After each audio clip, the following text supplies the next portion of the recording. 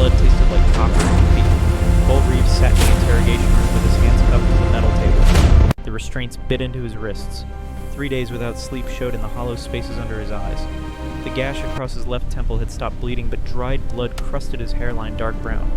Across from him, a Solari guard stood perfectly still, 7 feet tall, skin like polished amethyst that shifted between deep purple and cold blue under the harsh white lights. The alien's 3-fingered hand rested on the grip of an energy weapon holstered at his hip. "Sergeant Cole Reeves!" The guard's voice carried the musical quality all Solari possessed, but this one sounded like funeral bells. "Human, Coalition Forces, serial number 77294 Alpha." Cole said nothing. His jaw ached from clenching it for the past 6 hours. "You are accused," the guard continued, "of kidnapping Princess Aria Valen heir to the Solari Empire. The penalty is death by solar decomposition. Do you understand these charges?" Cole lifted his head, met those alien eyes with his own steel-gray stare. "I didn't kidnap her," he said. Each word cost him. His throat was raw. "I saved her." "Saved—" The guard's skin flashed bright orange, the color of disbelief. "You were found with the princess aboard an unauthorized human vessel. She bears marks of violence, trauma. She is terrified." "Check the scars on her back." Cole leaned forward as far as the restraints allowed. His voice dropped to something quiet and dangerous. "Those aren't from me. Those are from the bastards who had her for 2 years while your empire did nothing." The guard's hand tightened on his weapon. "Choose your next words carefully, human." Cole smiled. It held no warmth. "I choose the truth. Your princess was being tortured in a syndicate black site on Carthus. I pulled her out of hell. If that's a crime, then execute me. But you'll be killing the only person who gave a damn about finding her." The guard stared at him for a long moment. His skin cycled through colors too fast to read. Confusion, anger, something that might have been doubt. "We will see what the Queen says when she arrives." Cole's smile died. "The Queen is coming here. Queen Selene Valen herself. She'll arrive within the hour to collect her daughter." The guard's skin settled into satisfied purple. "And to decide your fate, Sergeant Reeves." The door hissed shut. Cole was alone with the overhead lights buzzing and his own heartbeat pounding too loud in his ears. Queen Selene, the woman who let his brothers die. Cole closed his eyes and let himself remember. 3 days ago, but it started 2 years before that. The Carthus system hung at the edge of Coalition space like a broken tooth. 3 planets, 2 moons, 1 massive asteroid field that made navigation a nightmare and smuggling a profitable enterprise. The human destroyer Valiant Shadow dropped out of FTL travel with the characteristic flashbang of reality reasserting itself. On the bridge, Captain Maria Torres stood with her arms crossed, watching the tactical display paint the system in cool blue holograms. "Scan complete, Captain," her tactical officer reported, detecting 1 abandoned facility on Carthus Prime, surface level and subterranean, syndicate signatures all over it. "Abandoned how recently?" 72 hours, give or take. Torres nodded. "Prep a strike team. Full sweep. If Syndicate left in a hurry, they left something behind. Intelligence, prisoners, or both." Down in the engineering bay, Cole Reeves was elbow deep in a malfunctioning power conduit when his comm unit chirped. "Reeves, Captain wants you for the ground team. Suit up." Cole pulled his arm free and wiped grease on his utility pants. 35 years old, 12 years in Coalition service. Broad shoulders that came from a childhood spent working construction on Earth's colony worlds. Scarred hands that had built bridges and dismantled bombs in equal measure. A face that might have been handsome once before the war wore it down to something harder. "On my way." 15 minutes later, he stood in the drop bay with 11 other soldiers. Combat engineer. That was his specialty. Breach doors, clear mines, find the hidden things, make the dangerous safe enough for everyone else to follow. Corporal Jesse Martinez adjusted his helmet and grinned at Cole. 24 years old, dark eyes that had seen too much but still held humor. "Think we'll find anything good down there, Sarge?" "Intel's usually 50-50, Cole replied. He checked his rifle. Loaded. Safety off. "Either treasure or trouble." "Maybe both." "Maybe." The dropship shuddered. Atmospheric entry. Cole gripped the support rail and felt the familiar weight of gravity returning. The ship's pilot was good. Smooth descent, textbook landing. The ramp dropped. Red dust billowed up in clouds. Carthus Prime. Desert world. Dead world. The kind of place where the Syndicate built facilities because nobody else wanted to look. Cole stepped onto foreign soil and tasted metal in the air. Chemical runoff. Industrial waste. The smell of a place that had been used hard and abandoned fast. "Facilities half a click northeast," the pilot called over comm. "I'll maintain position. Call if you need evac." "Copy that." Cole led his team forward.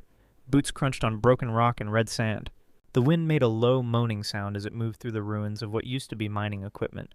Rusted cranes, collapsed scaffolding, the bones of industry picked clean. The facility entrance was a reinforced blast door half buried in a hillside. Someone had tried to seal it with welding foam. Tried and failed. "Looks recent," Martinez observed. "Sloppy work." They were in a hurry. Cole pulled out his scanning unit. Ran it along the door's seam. No power signature. No active defenses.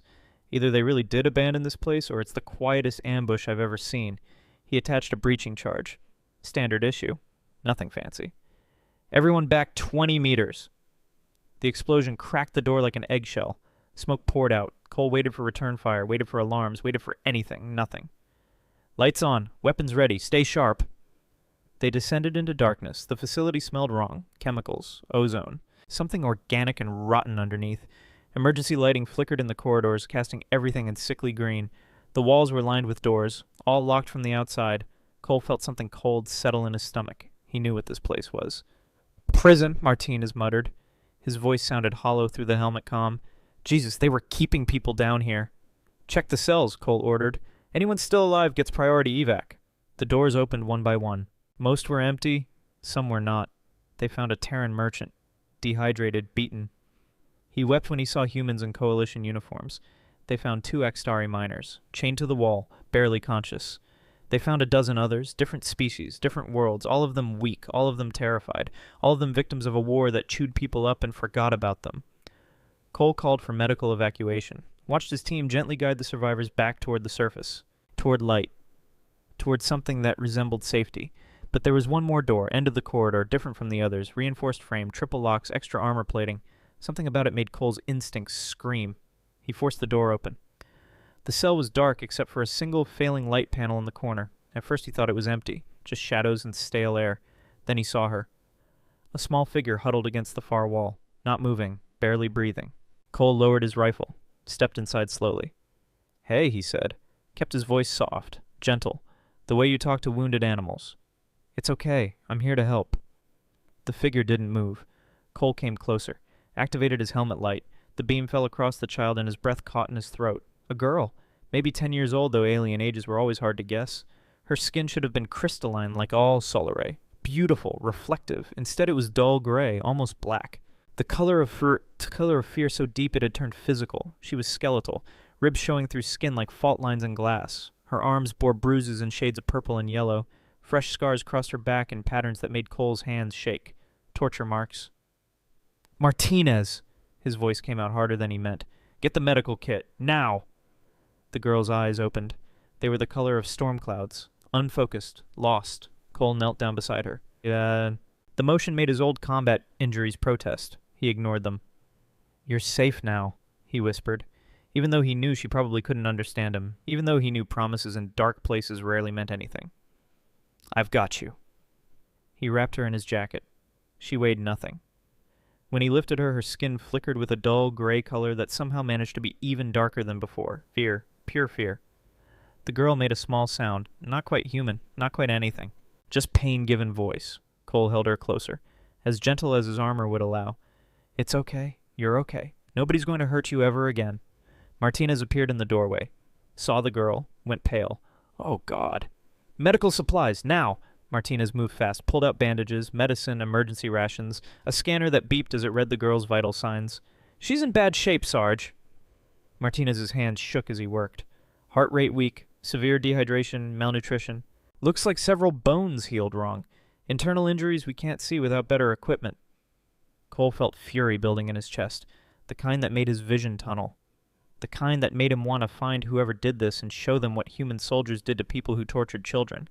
But the girl needed him calm, focused. He used the supplies they had, gave her water slowly, treated the worst of her wounds. Spoke to her in a low, steady voice even though she probably couldn't understand the words. "What kind of monsters do this to a kid?" Martinez asked. "The kind we're going to stop," Cole replied. The medical transport arrived. Cole refused to let the medics take her.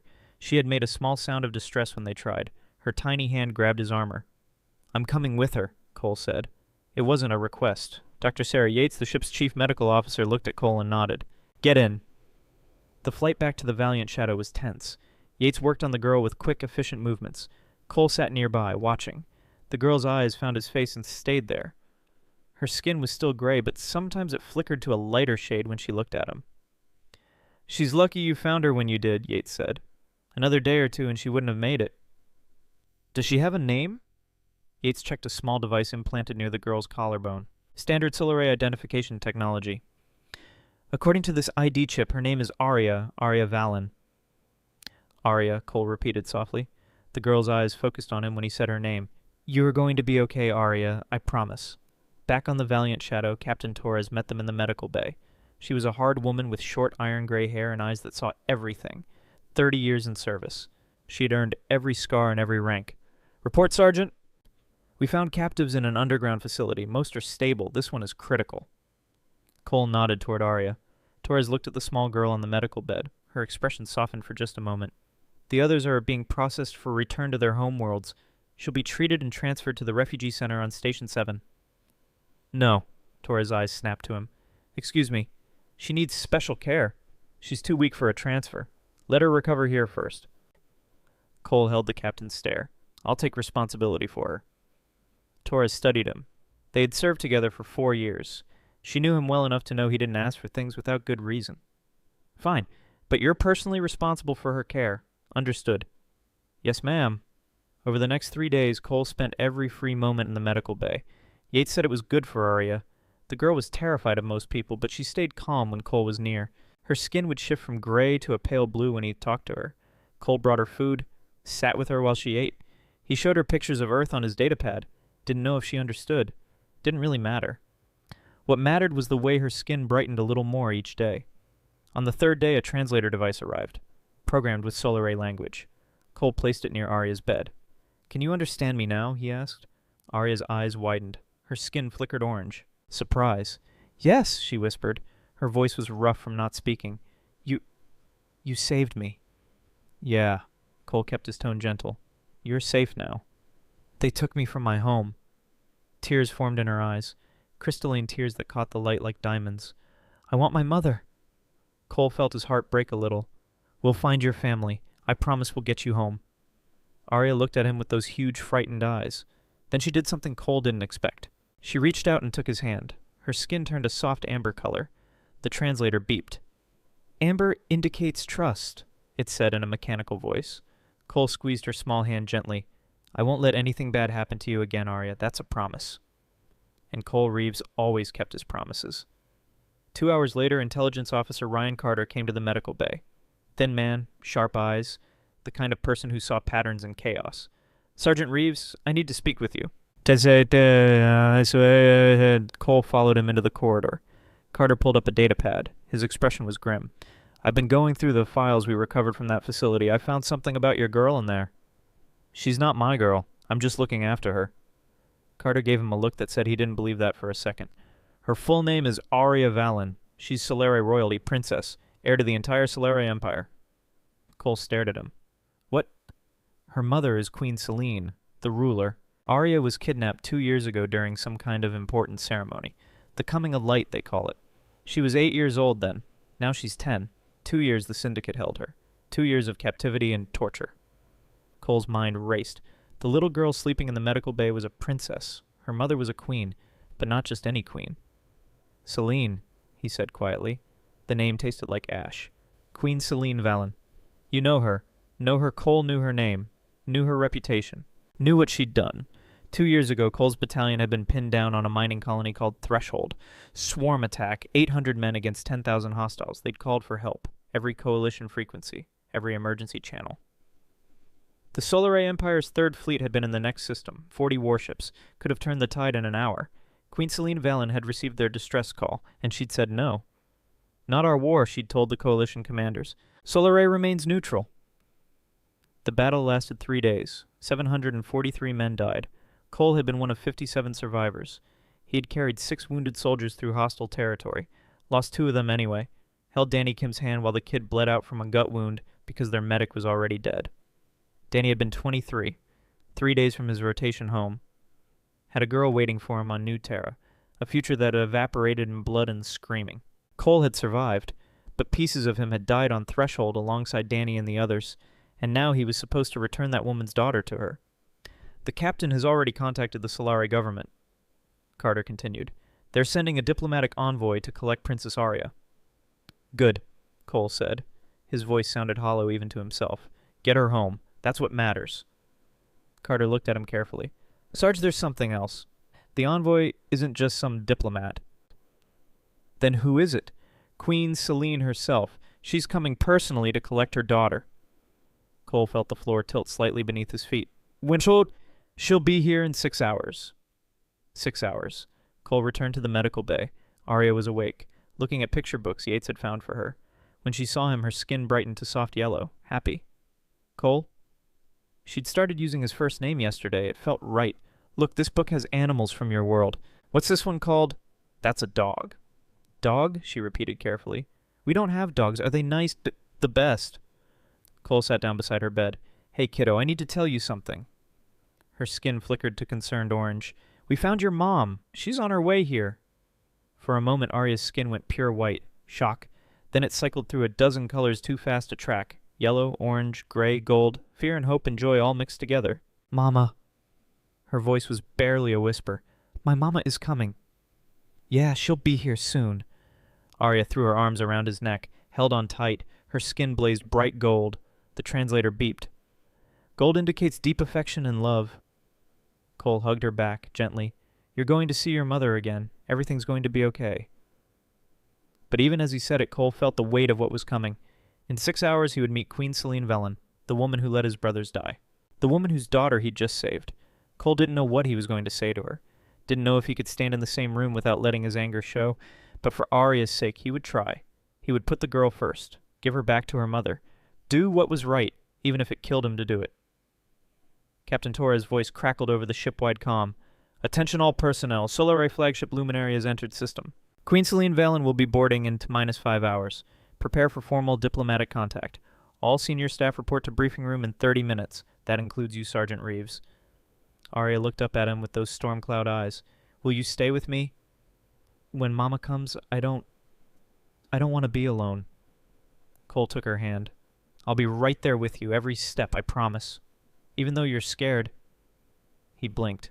What makes you think I'm scared? Arya touched his chest with her small hand, right over his heart. I can feel it. Here, you're sad and scared and angry, all at the same time. It's confusing. Solare empathy. Right. He'd forgotten they could sense emotions. Yeah, kiddo, I'm all those things, but I'm still gonna be there for you. Why are you angry? Cole looked at this small girl who'd been through hell, who trusted him, who deserved better than having her homecoming tainted by his bitterness. It's complicated, he said. Adult stuff, nothing for you to worry about. Arya studied him with an intelligence that seemed too old for her years. It's about Mama, isn't it? You don't like her. I don't know her. But you don't like what you know. Smart kid. Too smart. Arya, whatever I feel about your mother doesn't matter. What matters is getting you home safe, getting you back to someone who loves you. You love me. The words hit harder than any weapon. Yeah, Cole said, his voice rough. Yeah, I do. Then maybe Mama will love you too. Cole didn't have an answer for that. 5 hours later, he stood in the main hangar bay wearing his dress uniform. It felt stiff and uncomfortable after 3 days in combat gear. Captain Torres stood beside him. Behind them, a full honor guard of 12 soldiers at attention. The hangar had been cleaned, polished, made presentable for royalty. Remember your protocol, Sergeant, Torres said quietly. Address her as your majesty. Bow when she enters. Don't speak unless spoken to. And for God's sake, keep your opinions to yourself. Yes, ma'am. I mean it, Reeves. I know your history with the Solare, but this is bigger than personal grudges. This is about returning a child to her mother. About potential alliance between our species. Don't screw it up. Understood. The hangar's external door began to open. Atmosphere shields shimmered as they maintained pressure, beyond the darkness of space. And approaching through that darkness, a Solare shuttle. It was beautiful, organic curves, hull that seemed to be made of frozen starlight. It moved with impossible grace. The shuttle settled onto the deck without a sound. The hatch opened. Cole's first thought was that she didn't look real. Queen Selene Velen stood 7 feet tall. Her skin was crystalline like all Solare, but hers was the deep purple of royalty, of power. It shifted and refracted light in ways that made her seem like a living prism. She wore robes of silver that flowed like water. Her crown was something out of legend. Frozen starlight shaped into delicate spires. She was beautiful. She was alien. and Cole hated her. Celine's eyes swept across the hangar. Alien eyes, vertical pupils, the color of frozen oceans. They passed over the honor guard, over Captain Torres. They settled on Cole. For one moment her expression flickered, something that might have been recognition, or assessment, or nothing at all. Then her gaze moved past him, searching. "Where is my daughter?" Her voice was like music, like crystal bells, but underneath Cole heard the same thing he'd heard in his own voice for 2 years. Pain. Captain Torres stepped forward. "Your Majesty, welcome aboard the Valiant Shadow. Princess Arya is in our medical bay. She is receiving care. She's safe." "I would see her, now." "Of course, if you'll follow me." "No." Celine's eyes returned to Cole. "You, the soldier, you found her." It wasn't a question. "Yes, Your Majesty." "You will take me to her." Torres opened her mouth, closed it, nodded at Cole. Cole bowed, stiff, formal, everything protocol demanded. "This way, Your Majesty." He led Queen Celine Valen through the corridors of his ship. Neither of them spoke. Her guards followed at a respectful distance. The sound of their footsteps echoed in the metal hallways. They reached the medical bay. Through the window Cole could see Arya, sitting up in bed, looking at picture books. Dr. Yates sat beside her, smiling at something the girl had said. Celine stopped. Her hand came up to the window, pressed against the glass. Her skin shifted from purple to something Cole couldn't name. A dozen colors at once, joy and grief and relief all mixed together. "My star," she whispered, "my precious star." And for just a moment Cole saw past the queen, saw a mother who'd lost her daughter, saw a woman who'd been broken for 2 years, saw someone who understood exactly what he'd felt on threshold.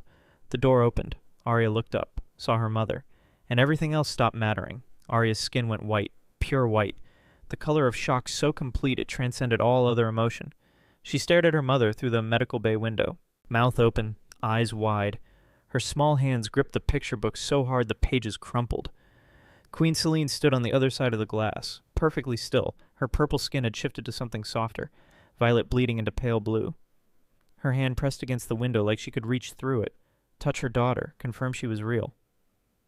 Cole stood beside the queen, watching, his jaw tight. This wasn't his moment. This belonged to them. But he couldn't look away. "Doctor." Yates touched Arya's shoulder gently, said something Cole couldn't hear through the glass. The girl nodded, slid off the medical bed. Her legs shook slightly. 3 days of recovery hadn't been enough to undo 2 years of captivity. The door opened. Celine took one step forward, then stopped, like she'd hit an invisible wall. "Arya!" The queen's voice broke on the name. "My star, my precious star." Arya stood frozen. Her skin flickered between white and gray, fear and shock dancing across her like storm clouds. Cole had seen soldiers freeze in combat, seen men and women lock up when their minds couldn't process what their eyes were seeing. This was the same thing. Arya's brain couldn't reconcile the mother she remembered with the reality standing in front of her.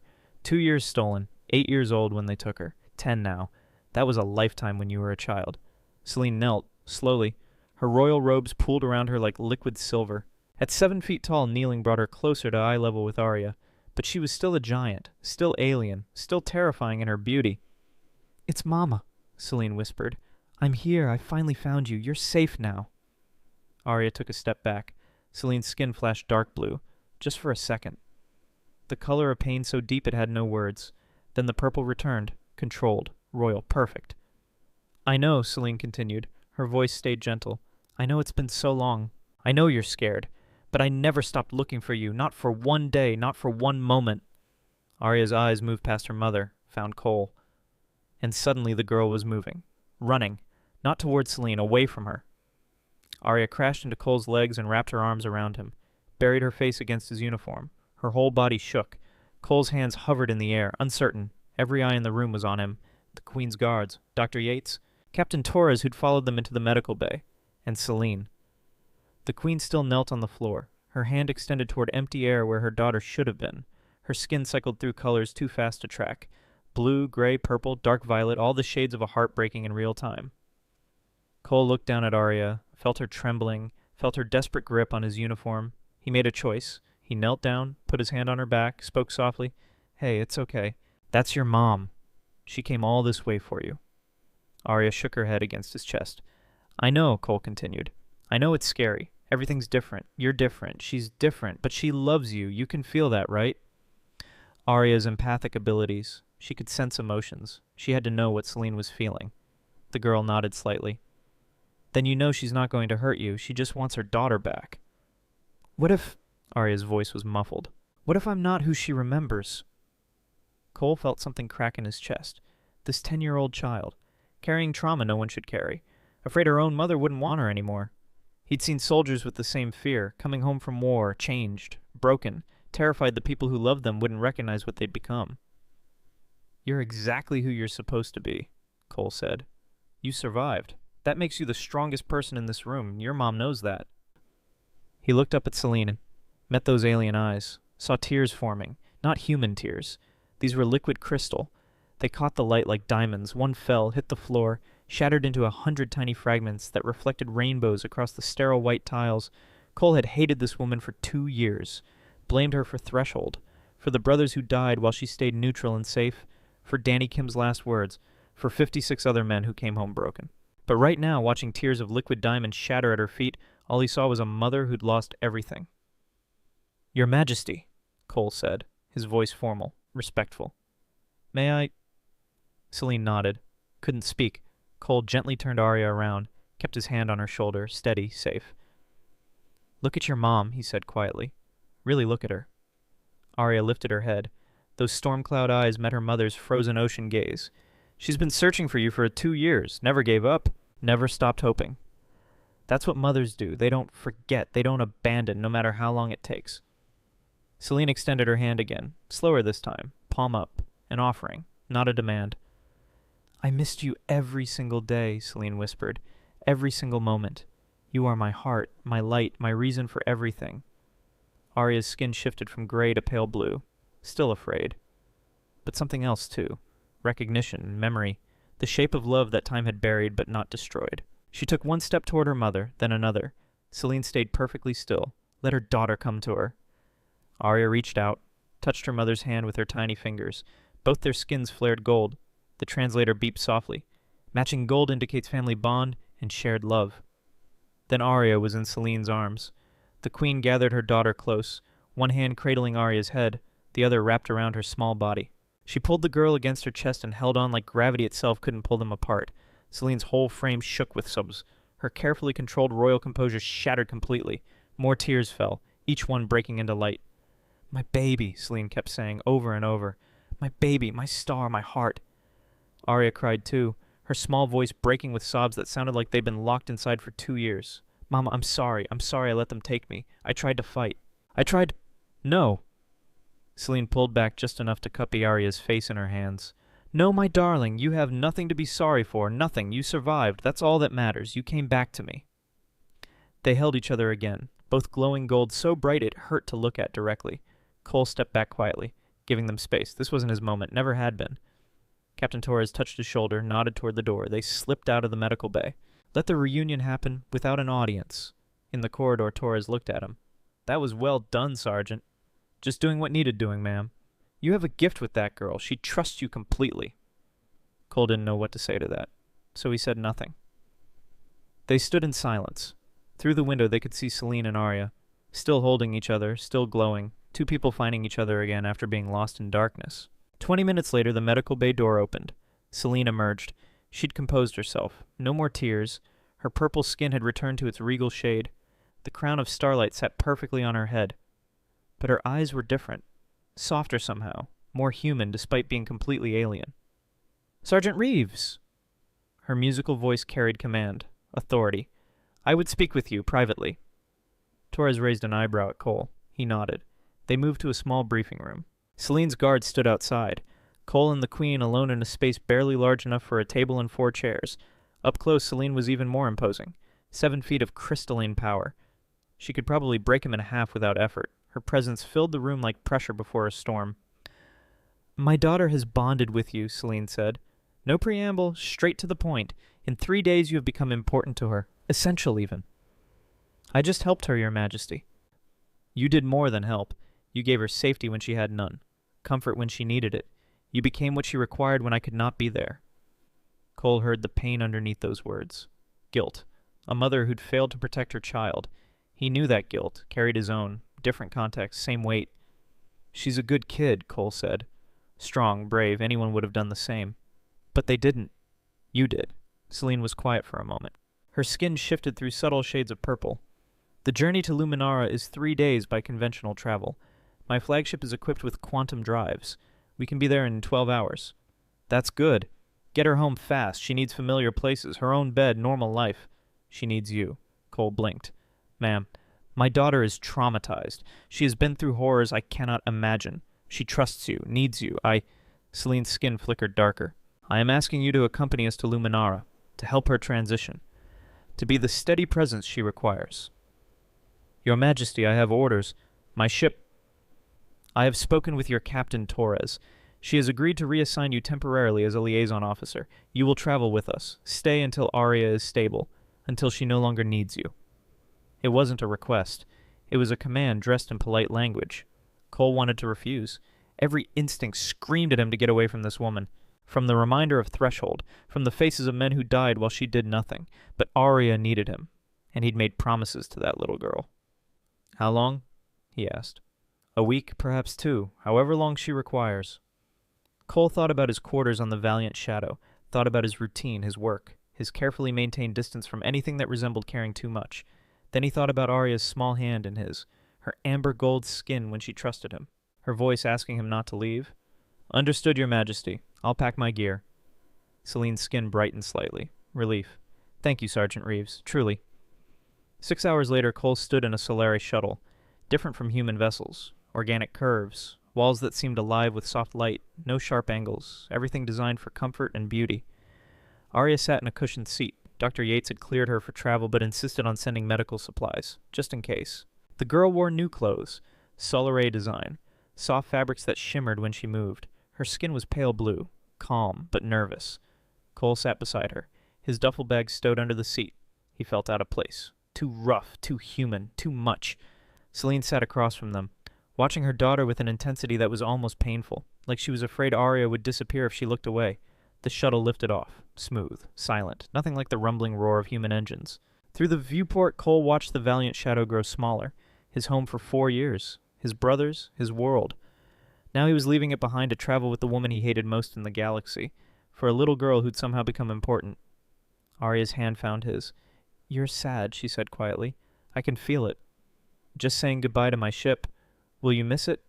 Yeah, but I'll be back. Promise? Cole squeezed her hand gently. Promise. The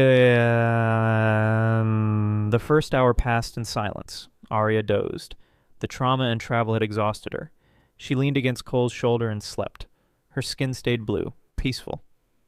Cole stared out the viewport at the stars streaming past, faster than light travel, quantum mechanics that bent reality.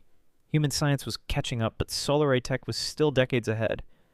She sleeps better when you are near. Celine's voice, quiet. Cole looked at her. The queen sat perfectly still, but her eyes were on her daughter, watching Arya sleep against a stranger's shoulder. She's had nightmares, Cole said, kept his voice low. Every night since we found her. Dr. Yates gave her medicine, but it didn't help much. Only thing that worked was sitting with her until she fell back asleep. You did this every night. Wasn't going to let her suffer alone. Celine's skin shifted. Darker purple. Emotion Cole couldn't read. You resent being here, she said. Not a question. A statement. You hate me. I can sense it. Feel it like radiation. Cole's jaw tightened. Not my place to have opinions about royalty, Your Majesty. But you do. Celine leaned forward slightly. And I know why. Cole said nothing. Threshold, Celine continued. 2 years ago, your battalion called for aid. I refused. There it was, out in the open. Yes, Your Majesty. 743 humans died. Your brothers, your friends. Yes. And you were one of the survivors. One of 57. Celine was quiet for a long moment. The shuttle hummed around them. Stars blurred past. I made a choice that day, she said finally. Your people were dying. The swarm was overwhelming you. My fleet could have saved most of your battalion. Cole's hands clenched into fists. But if I had sent my ships, Celine continued, I would have declared Solari's position in the war. We would no longer be neutral. We would be coalition allies. And our enemies would respond accordingly. Your people would be at risk, Cole said, his voice flat. I understand politics, Your Majesty.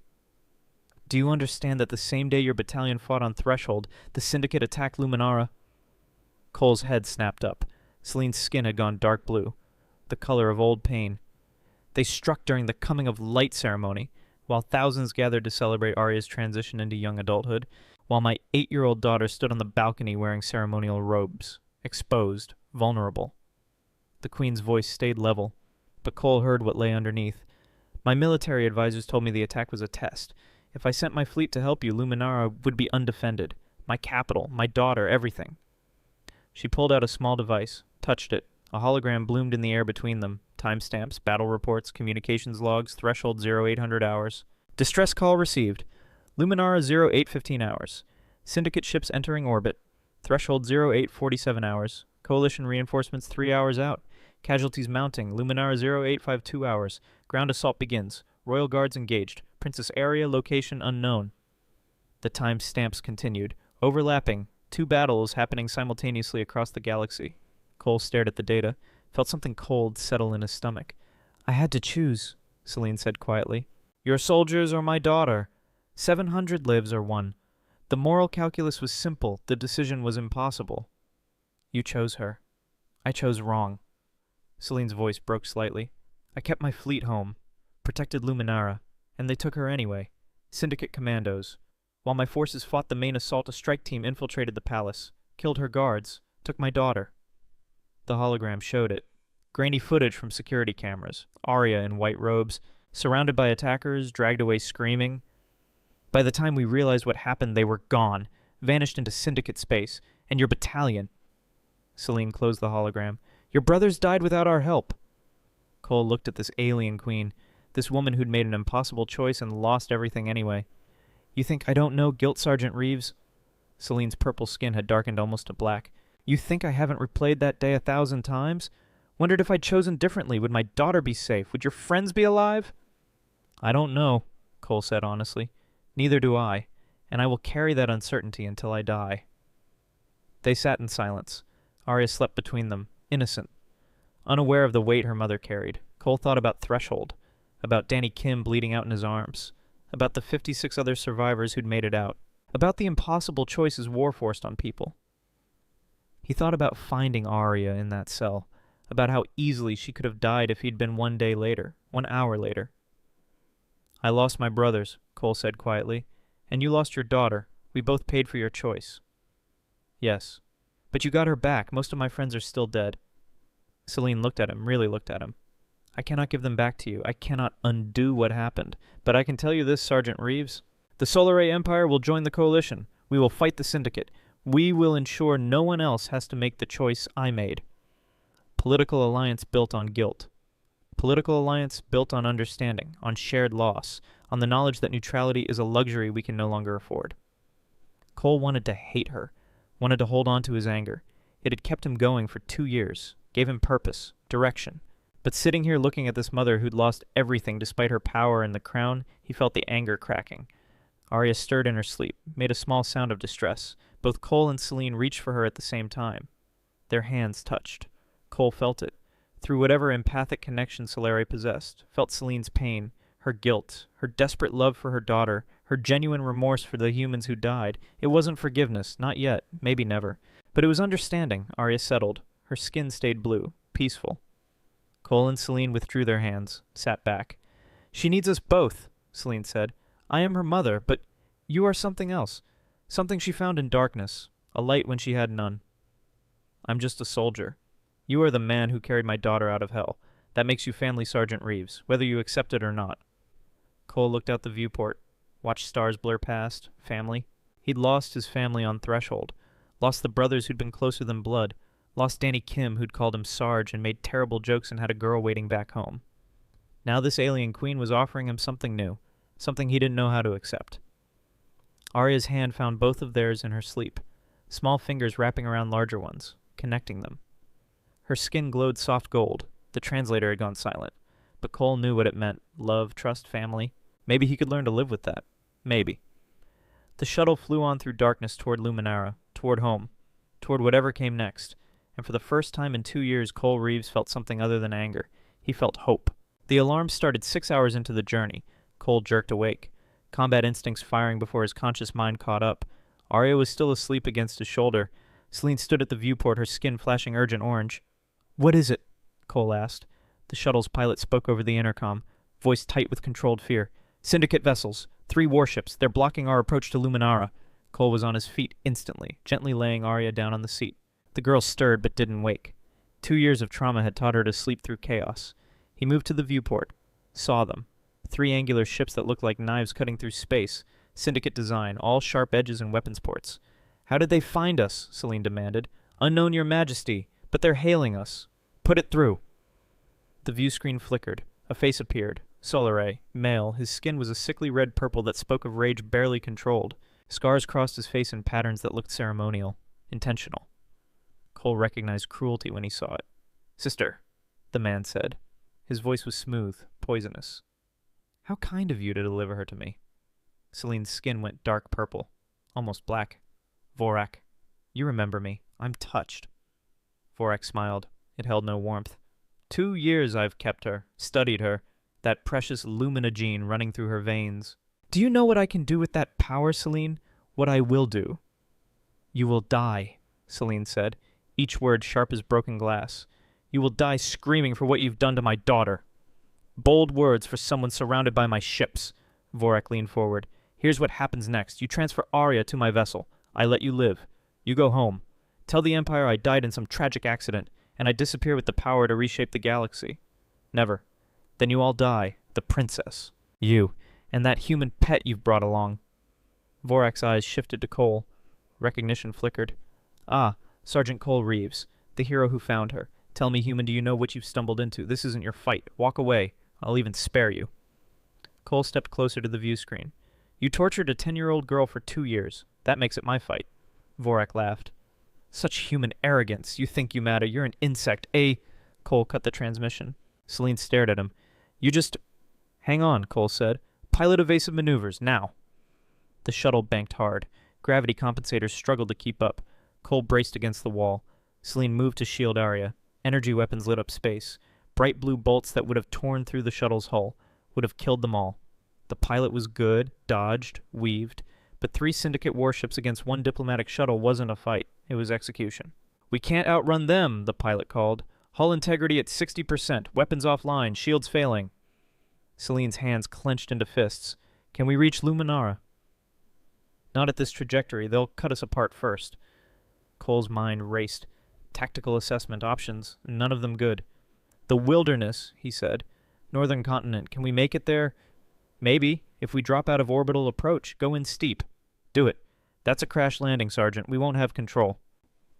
"Better than dying up here." The pilot didn't argue. The shuttle dove. Luminara filled the viewport. Beautiful planet, blue-green oceans, crystalline continents that caught starlight and threw it back in rainbows. Behind them, syndicate ships pursued. Arya woke up, looked around with confused, frightened eyes. Her skin went gray. "What's happening?" Celine gathered her daughter close. "It's going to be okay, my star. We're landing. Just a little rough." The shuttle shook. Atmosphere screaming against the hull, temperature spiking, heat shields glowing red. Another weapons hit. The shuttle lurched sideways. Sparks exploded from control panels. The pilot cursed in Solare. "Brace for impact!" Cole threw himself over Arya and Celine, covered them with his body, felt the world tilt, spin. Reality became noise and violence and prayer. They hit. The shuttle plowed through crystal trees, each impact throwing them against restraints, metal screaming, hull tearing. The smell of burning insulation and fear, then stillness. Cole's ears rang. Blood ran from a gash above his eye. He could taste copper, feel bruises forming across his ribs, but he was alive. "Arya," his voice sounded distant. "Celine." "We're okay." Celine's voice, shaken but functional. "We're alive." Cole looked around. The shuttle's interior was destroyed, seats torn from mountings, walls buckled. The pilot hung motionless in his harness. Cole checked for a pulse. Nothing. "He's gone," Cole said quietly. Celine's skin flashed dark blue, but she didn't break, couldn't afford to. "We need to move," Cole said. "Syndicate will track the crash site. They'll send ground forces." He forced the emergency hatch open. Fresh air poured in. The smell of alien flora. Crystal forests that sang in the wind. They were maybe 100 kilometers from Luminara's capital, close enough to see the city's lights on the horizon, far enough that help wouldn't arrive in time. Cole helped Arya out first, then Celine. The queen had a gash on her shoulder. Purple blood seeped through her silver robes. "You're hurt," Cole said. "I've had worse." Let me see it. We don't have time. Your Majesty. Cole's voice went hard. Let me see it, now. Celine looked at him. Something shifted in her expression. Then she nodded. But Cole used emergency medical supplies from the shuttle, bandaged the wound. His hands were gentle, efficient. Combat medic training from a lifetime ago. You're good at this, Celine said quietly. Had a lot of practice. Around them, the crystal forest chimed, musical notes as wind moved through branches. Beautiful, alien, wrong. Because in the distance, Cole heard engines, syndicate ground transports. They're coming, he said. We run, now, they ran, through crystal trees that cut the light into fragments, over ground that sparkled like broken glass, Arya between them. Celine and Cole taking turns carrying her when she couldn't keep pace. The girl's skin stayed gray, terror given physical form. Behind them, the sounds of pursuit grew louder. Cole's military mind calculated odds. 3 people. 1 injured, 1 child, 1 alien queen who'd probably never run for her life before. Against trained syndicate soldiers who knew this terrain, who had weapons and vehicles and orders to capture Arya at any cost, not good odds. They'd been running for an hour when the forest opened into a clearing. Crystal formations jutted from the ground like frozen lightning. Nowhere to hide. Nowhere to go. Cole heard the transports stop, heard boots on ground, tactical formation. He turned, saw them emerge from the trees, 12 soldiers, syndicate uniforms, weapons raised, and at their center Vorak. The rogue prince smiled. End of the line, sister. Celine stepped in front of Arya. Her wounded shoulder bleeding through the bandages, her skin dark purple with defiance. You'll have to kill me first. If I must. Vorak raised his hand. His soldiers aimed. Cole moved without thinking. Stepped between them and Arya, spread his arms, made himself the largest target possible. Stand down, human, Vorak said. This isn't your fight. You keep saying that, Cole's voice was calm. You keep being wrong. You'll die for them, for aliens, for a species that isn't yours. Yeah. Why? Cole thought about Threshold, about the brothers he'd lost, about Danny Kim's last words, about impossible choices and shared pain, about a little girl who trusted him when she had nothing left to trust. Because that's what we do, he said. We protect those who can't protect themselves. We stand up when everyone else sits down. We refuse to surrender, even when we should. Vorak laughed. Human stupidity never ceases to amaze me. He fired. The energy bolt caught Cole in the chest, left side, punched through body armor like it was paper, burned, tore, destroyed. Cole fell, heard Celine scream, heard Arya scream louder, then white light, pure white light that wasn't light at all. It was power, primal, unstoppable, Arya's Lumina gene activating. The girl stood over Cole's body, her skin blazing white so bright it hurt to see. Energy poured from her in waves that bent reality. Vorak's soldiers cried out, covered their eyes, fell back, the light expanded, filled the clearing, touched everything. And in that light, Cole saw things. Memories that weren't his. Celine's memories, Arya's memories, even Vorak's twisted, broken memories, all of them connected, bound by light and pain and love. He saw Celine holding infant Arya for the first time, saw her coronation day, saw the moment she learned her daughter was taken, saw 2 years of a desperate searching, of guilt, of failure. He saw Arya's kidnapping, the terror, the darkness, the torture, but also the small defiant flame that kept burning. The hope that someone would come, that she would see home again. He saw Vorak's jealousy, his rage at being passed over for the throne, his descent into madness and ambition, the choice to become a monster. And he saw his own memories reflected back. Threshold, Danny Kim dying, the faces of brothers lost, the guilt of survival, the anger he'd carried like armor. The light showed him everything. Then it pulled back, collapsed inward, returned to Arya. The girl fell unconscious. The soldiers were gone, fled or scattered.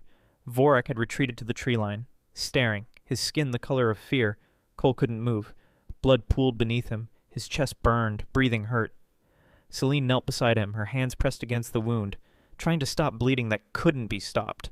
No, she whispered. No, stay with me, please. Cole tried to speak, couldn't. His vision grayed at the edges. Celine looked at Arya, at her unconscious daughter, then at Cole. She made a choice. Her hands moved from the wound to Cole's chest, directly over his heart. She began to glow, purple light mixed with gold. Her skin shifted through colors too fast to track. What are you doing? Cole managed to whisper. Life bond, Celine said. Forbidden technique, royal secret. I can share my life force with you, keep you alive. Don't. You'll... It can only be done once. Creates permanent connection. I will feel what you feel. You will feel me, forever bound. Celine, you gave everything for us. For my daughter, for me. Her eyes met his. Let me give something back.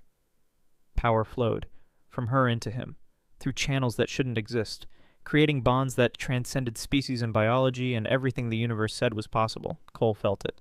Her presence in his mind, her emotions, her determination, her love for Arya, her respect for him, her guilt over Threshold, everything. And she felt him, his pain, his honor, his refusal to abandon those who needed him, his slow, grudging acceptance that maybe this alien queen wasn't his enemy, his growing attachment to a little girl who'd called him family. The wound closed, flesh knit, energy restored. Cole gasped, sat up, touched his chest, felt smooth skin where there should be a hole. Selene collapsed beside him, exhausted, her skin pale purple, barely holding color. You shouldn't have done that, Cole said. I know. We're connected now, permanently. I know. You barely know me. Selene smiled, weak but genuine. I know enough, Cole Reeves. I know you're the man who returned my heart. And perhaps... She touched his chest, right where the wound had been. Perhaps captured a piece of it. Before Cole could respond, the sound of engines. Different this time. Solaray military transports. A full squadron. They landed in the clearing. Soldiers poured out, weapons ready, scanning for threats. A commander approached, knelt before Selene. Your Majesty, thank the stars you're safe. Princess Arya is here, Selene said. Unconscious but alive. And this human saved her life, saved mine. Show him the respect he deserves. The commander looked at Cole.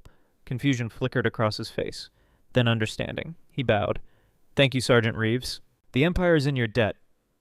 Medical personnel rushed forward, checked Arya, checked Selene, tried to check Cole, but he waved them off. I'm fine. Take care of them. Within minutes, they were aboard a medical transport, racing toward Luminara's capital, toward the palace, toward home. Arya woke once during the flight, looked around with confused eyes. Cole, right here, kiddo. Mama, hear my star. Arya's small hands found both of theirs, held on, her skin flickered gold, and through the bond, Cole felt what Selene felt. A mother's overwhelming relief, a mother's perfect love. It was beautiful. It was terrifying. It was home. The palace rose from Luminara's capital like a mountain of frozen light, spires that reached toward the stars, gardens that bloomed with crystal flowers, fountains that sang. They landed in the royal courtyard. Thousands of Solarai had gathered, all of them celebrating. Their lost princess returned. Selene walked down the transport ramp first, Arya in her arms. The crowd roared, a sound like joy given physical form. Cole followed, felt every eye turn to him. The human, the outsider, the one who didn't belong. But Selene reached back, took his hand. Walk with us, she said. You are family now, act like it. So Cole walked beside the queen and her daughter, through crowds that parted like water, upstairs of polished crystal, into the palace. They took Arya to the royal medical wing. The finest doctors in the Empire examined her, declared her recovering, healing, whole. Selene refused to leave her daughter's side. Cole tried to give them space, tried to slip away. Arya's hand grabbed his. Don't go. So he stayed. 3 days passed. Arya grew stronger. Her skin brightened from gray to blue to yellow. She laughed again, played, became the child she'd been before the darkness took her. Selene announced the Empire's alliance with the Coalition, declared war on the Syndicate, promised justice for all who'd suffered. The Council accepted. The people celebrated. The galaxy shifted. And through it all, Cole felt Selene's emotions through their bond. Her determination, her love for her daughter, her growing warmth toward him. It should have been intrusive, violating. Instead, it felt right. On the 4th day, Selene found him in the palace gardens. He'd been watching Arya play with other Solari children, seeing her smile without fear. She's happy, Selene said, stood beside him. Yeah, she is. Because of you. Because she's home. Because she has her mother back. Because she has both of us. Cole looked at this alien queen, this woman who'd saved his life by binding hers to his, this mother who loved her daughter more than empires. The bond, he said. Does it fade over time? No. It's permanent. I will feel you until one of us dies, and you will feel me. And you chose me. Selene's skin shifted to soft violet, the color of affection. Cole Reeves, you are stubborn, closed off, carrying guilt that isn't yours. You refuse comfort, push away connection, hide behind duty. Sounds about right. But you are also loyal beyond measure, brave without thought for yourself, gentle with those who need gentleness, strong when others need strength. You protect, you sacrifice, you care even when it costs everything. She took his hand. Why wouldn't I choose that? Why wouldn't I want that in my life and in my daughter's life? Cole felt his throat tighten. Celine, I'm just a soldier. I'm nobody special. You're special to Arya, and you're becoming special to me. The admission hung in the air between them. I don't know how to do this, Cole said, whatever this is. Neither do I, but we learn together, one day at a time. Arya's laughter carried across the garden. Both of them turned to watch her, glowing, happy, whole. She calls you Papa now, Celine said quietly. Did you notice how Cole had, yesterday, when Arya introduced him to her tutors? This is Mama and this is Papa Cole. Said it like it was the most natural thing in the world. Yeah, I noticed. Does it bother you? No. Good, because in 6 months I'm going to propose something political, something necessary for the Empire's stability. Cole looked at her. What marriage? Solar law requires the monarch to be bonded to another. For balance, for strength. I choose you. Cole's heart skipped. You can't be serious. Completely serious. It would start as politics. But we both know through our bond... She touched his chest, where the wound had been, where their connection lived. It wouldn't end that way. Celine, you don't have to answer now. 6 months. Think about it. Decide if you can love an alien queen and her daughter. If you can make a home here... Before Cole could respond, Arya ran up, threw her arms around both of them, her skin blazing gold. I love you both, she said simply. So much! Cole looked at Celine over Arya's head, saw the hope in her eyes, the vulnerability. Through the bond he felt what she couldn't say. Please, stay. Be our family. Choose us like we've chosen you. He thought about Threshold, about the brothers he'd lost, about Danny Kim's last smile, about 2 years of anger and guilt and loneliness. Then he thought about this, about Arya's laughter, about Celine's strength, about belonging somewhere, to someone. 6 months, he said quietly. We'll see. Celine smiled. We'll see. But they both knew. They both felt through the bond what words couldn't express. This was home. This was family. This was love finding its way through darkness into light. Above them, Luminara's twin moons rose. Stars blazed. The galaxy turned. And a soldier who'd lost everything found something worth keeping. Found a daughter who needed a father. Found a queen who needed someone to stand beside her. Found himself. 2 weeks later, news reached the palace. Vorak had been found. Not by Solar Ray forces, but by Syndicate remnants who blamed him for their losses. They had turned on their former leader. Justice served by those he'd tried to rule. The galaxy had a way of balancing itself. Cole Reeves had gone to war expecting to fight enemies and complete missions. He hadn't expected to rescue a princess, hadn't expected to bond with an alien queen, hadn't expected to find family among the stars. But sometimes the best things in life were the ones you never saw coming. Sometimes losing everything meant you had room to gain something better. Sometimes love transcended species and pain and impossible choices. Sometimes you just had to refuse to surrender. Even to loneliness, even to grief, even to the belief that you didn't deserve happiness. 6 months passed. The wedding was small, private, just the 3 of them and a handful of witnesses. Arya stood between Cole and Celine, all 3 glowing gold, a family bound not by blood but by choice, by sacrifice, by love that had grown in the spaces between worlds. Cole wore his dress uniform. Celine wore robes of silver and light. Arya wore white, the same color her skin had blazed when she'd saved them all. Do you, Cole Reeves, accept this bond? The officiant asked. Cole looked at Celine, felt her through their connection, felt Arya's joy radiating like sunlight, thought about Danny Kim, about the brothers on Threshold, about the man he had been 2 years ago. That man would have said no. That man would have walked away. But Cole wasn't that man anymore. I do, he said, and meant it with everything he was. Celine's skin blazed brilliant gold. Arya squealed with joy, threw her arms around both of them. Through the bond, Cole felt what Celine felt. Complete, whole home. He felt the same. The 3 of them stood together as Luminara's sun set, painting the sky in colors that had no names. In the gardens below, crystal flowers bloomed, singing their ancient songs. Above them, stars began to appear. Thousands of them. Millions. Each one a possibility. Each one a promise. Cole held his daughter, stood beside his wife, and for the first time in his life felt like he was exactly where he belonged. Not because of duty, not because of orders, but because he'd chosen this, chosen them, chosen love. And in the end, that choice made all the difference.